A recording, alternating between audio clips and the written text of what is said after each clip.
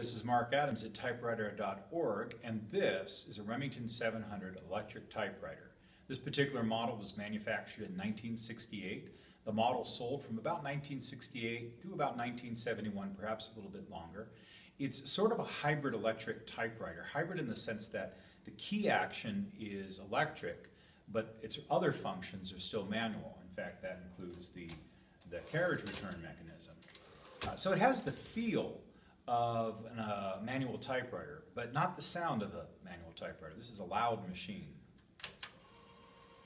So I powered it up, and you can kind of hear its typing action. It's a beautiful typewriter, and I'm going to turn that off so I can record this video. But it's a beautiful typewriter. It was manufactured most likely by Brother. Brother manufactured a number of typewriters for Remington, including the Remington 333 and the Remington 666.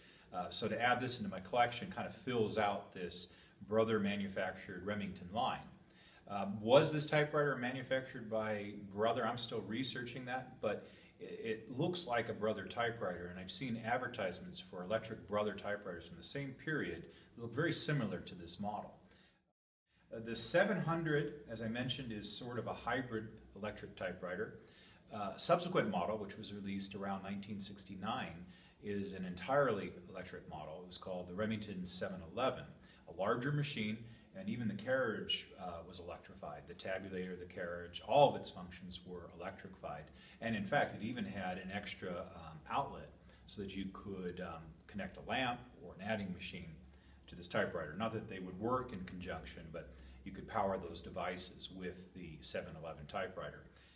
So this is a pretty special typewriter in my collection. There's a typing demonstration that follows, and of course I'm posting a bit of the history and some advertisements for this typewriter at typewriter.org.